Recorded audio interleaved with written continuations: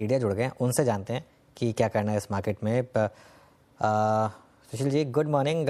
Market में इस समय एक जलेबी गेम चल रहा है निफ्टी बैंक निफ्टी में, एक दिन अप एक दिन डाउन। इनफैक्ट घंटे घंटे में बड़े वॉलेटाइल मूव्स आ रहे हैं, खासतौर से जो लास्ट फ्राइडे को आया। अभी कोई ट्रेड बन रही है कि नहीं निफ्टी या बैंक निफ्टी में? बन रही है और अलग अलग चीजें अलग अलग काम करी। पर अनुज, आपने बहुत संवेदनशील बात पर उंगली रख दी कि रोज एक एक घंटे में बाजार बदल रहा है और एक एक दिन में बाजार बदल रहा है। समय का अभाव है, किसी और दिन इस पर बात कर लेंगे, पर मैं संक्षेप में बता दूं, volatility index world wide shoot up करने के लिए रेडी है। सिर्फ यूएसए की वॉलेटिलिटी इंडेक्स नहीं, लास्ट वीक हमारी बात हुई थी इस पे, अब इंडियन विक्स भी ऊपर शूट अप करने के लिए तैयार है। या तो इसको आप सट्टा करने के लिए बहुत बड़ा कॉस्ट चुकाना पड़ेगा, इतनी बर्दाश्त करनी पड़ेगी, वॉलेटिलिटी की पोजीशन छोटी हो जाए, या एकदम क्लेवर होके बहुत फटाफट घूमते रहना पड़ेगा बाजार में। वॉलेटिलिटी अगले महीने भर मेरे को लगता है ऊपर ही ऊपर चलेगी, जो कि एक संकेत है कि मंदी का व्यापार करने वालों के घर में पैसा ज्यादा है। तो क्या टारगेट्स बनेंगे निफ्टी और बैंक निफ्टी में इस स्विंग में फिर? देखिए, निफ्टी और बैंक निफ्टी में थोड़ा सा मुझे विरोधाभास लगता है, जिसका रिजोल्यूशन आगे चल के होगा। अभी तो फिलहाल ये लग रहा है कि पूरे वर्ल्ड वाइड मार्केट्स में मुझे करेक्शन दिखता है, जो कि फेड के इवेंट के कारण अटका पड़ा है। जो फेड की पोजीशनिंग लोगों ने कर रखी है कि इंटरेस्ट रेट्स कट आएगी, यूएस 10 ईयर रेट की चार्ट लगातार बढ़ रही है। अगर पीसीआर इस चार्ट को दिखा सके मेरे स्क्रीन से, तो देखिए आप, अगर अगर यूएस फेड को रेट कट करना है तो बाजार मूर्ख है क्या, जो लगातार 8 दिन से वहां पे रेट्स ऊपर बढ़ रहे हैं और अभी 2 दिन से भी साइडवेज ही है। तो अगर फेड की डिसअपॉइंटमेंट हो जाएगी, जो कि मार्केट की प्राइसिंग बता रही है, तो मुझे लगता है इतनी जोर से बड़ा रिवर्सल बन सकता है नैस्डैक और एसएनपी पे कि वो तो लंबे के लिए जाएंगे। पर हो सकता है हमारी निफ्टी ने एक फाइनल बॉटम अपना बना दिया हो 23,300 पर, जो लास्ट हम वहां से घूमे थे, और हम क्या पता 23,900 के नीचे न जाएं। अभी का अनुमान ये है निफ्टी पर। और बैंक निफ्टी हो सकता है अपने पिछले लो को रीटेस्ट कर ले। तो एक डीकपलिंग इंडियन मार्केट्स की यूएस मार्केट्स के साथ हो सकती है, क्योंकि यूएस मार्केट्स लगातार बढ़ते गए, उस टाइम इंडिया गिरता गया। तो अमेरिका अलग है, इंडिया अलग है। ओके, चलिए फिर एक ओपन क्वेश्चन आपके लिए, क्या टॉप बाइज होंगे आपके और क्या टॉप सेल्स होंगे इस मार्केट में? ब्रॉडली देखिए, जनरली पूरे सेक्टर्स एक साथ चलते हैं, पर अभी सेक्टर्स में भी थोड़ा थोड़ा सा फर्क है। तो देखिए, टेलीकॉम के सारे स्टॉक्स डिप्स में बाई हैं, चाहे वो भारती हो, वोडाफोन हो, या आपके इंडस टावर हो, इस पर अपनी बात हो चुकी। आईटी के स्टॉक्स जितना भी इठला रहे हैं, हम नहीं फंसेंगे उनमें, और जैसे इनमें सेल सिग्नल और रिवर्सल आएगा, हम इंतजार करते रहेंगे, हम इनको कस के बेचेंगे।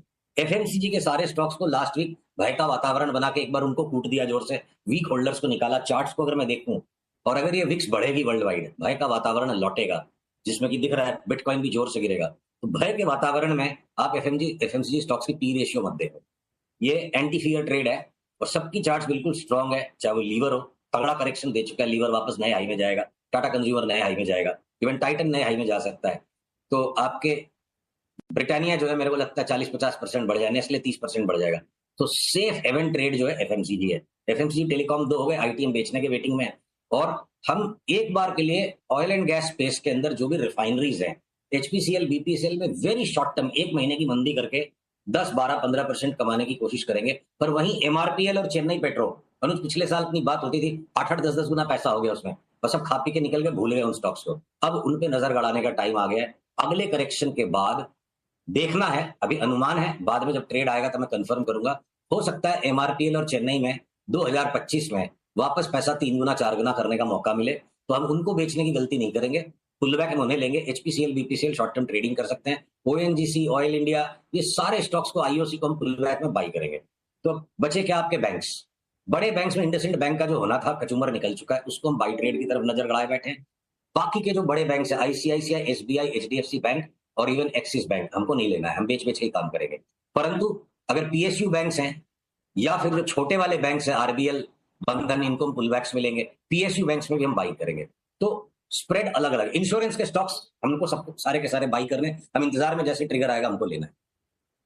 इंश्योरेंस एकमात्र मेरे को फिन निफ्टी में स्पेस दिखती है, इंश्योरेंस को लेंगे हम, बाकी सारी एनबीएफसी को जहां जहां सिग्नल मिलेगा शॉर्ट करेंगे।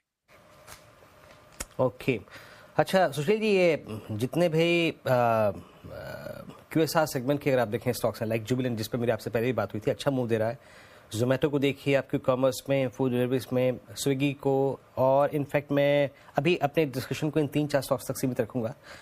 क्या चेस कर रहे हैं आप, और स्पेशली जुबिलेंट पे आपका टेक क्या है, जो कि आपने मुझसे पहले भी शेयर किया था? तो वीरू भाई, ऐसा है, इसे आप उम्र का तकाजा कह लो, या हम शुरू से डरपोक किस्म के थे, हम कभी भी किसी चीज को चेज नहीं करते हैं।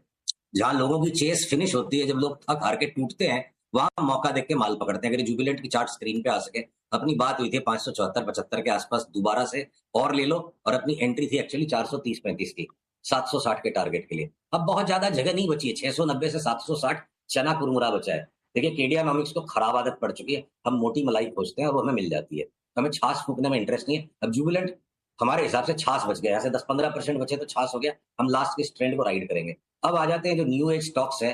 अब जोमेटो पे ठीक है, मैं अच्छी तरह से रॉन्ग हो चुका हूँ पास्ट में। अगर अगर अब मैं नई अपॉर्चुनिटीज को देखूं यहाँ पे, मैं एक उदाहरण के तौर पे आपसे बात करूं, ये पेटीएम का स्टॉक 300 से लेके जो 1000 तक आ गया है, जिसकी चार्ट ज्यादा स्पष्ट है।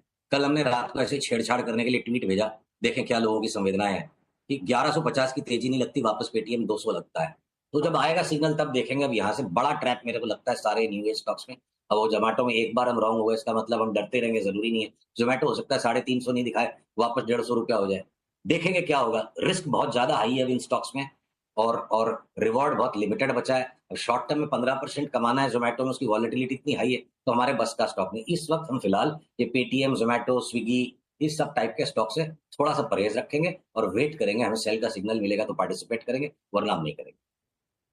और ये मेटल्स पे क्या व्यू है आपका? मेटल्स में कुछ कर रहे हैं आप सुशील जी इस वक्त? सॉरी, सुनाई नहीं पड़ा। मेटल्स देखिए मेटल्स में क्या ना, अलग अलग चीजें हो रही हैं। तो एनएमडीसी के अंदर हो सकता है कि वापस एक 6 महीने का ट्रेंड वर्कआउट हो जाए, रिवाइव हो जाए वो ट्रेंड। और नैल्को का टॉप लगता है हो चुका, हिंडाल्को लगता है कि खाली नॉइजी रहेगा। Steel authority of India limited और थोड़ा सा नीचे पुल बैक आए तो ले। तो मेटल के स्टॉक्स के अंदर अभी हम रास्ते के बीच में, दोनों साइड ही, मतलब कड़क नहीं है मामला। कुछ स्टॉक्स ऐसे जो और पुल बैक हो जाए तो लें, कुछ स्टॉक्स ऐसे जो और थोड़ा बढ़ जाए तो उनको शॉर्ट करें। इस मेटल से हम थोड़ा परहेज रख रहे हैं, देख रहे हैं, वॉच करेंगे, जब प्रॉपर एक्सट्रीम्स मिलेंगे तब उनमें काम करेंगे। एक एमओआईएल है जिसको हमने आपको सबको लेने के लिए कहा था, मल्टी बैगर मूव, और वो बहुत स्ट्रांगली ट्रेंड डेवलप होता जा रहा है। एमओआईएल में हर पुल बैक पे हम और ऐड कर सकते हैं। मैंगनीज के स्टॉक्स में तेजी, बाद बाकी के मेटल स्टॉक्स मिक्स्ड हैं इस वक्त। ओके, मीनवाइल निफ्टी में बहुत शार्प कोलैप्स आ रहा है अब 24,430 पर निफ्टी, मतलब फॉरगेट अबाउट 10 डे EMA 24,500 छोड़िए, अब 20 डे एक्सपोनेंशियल मूविंग एवरेज पर भी।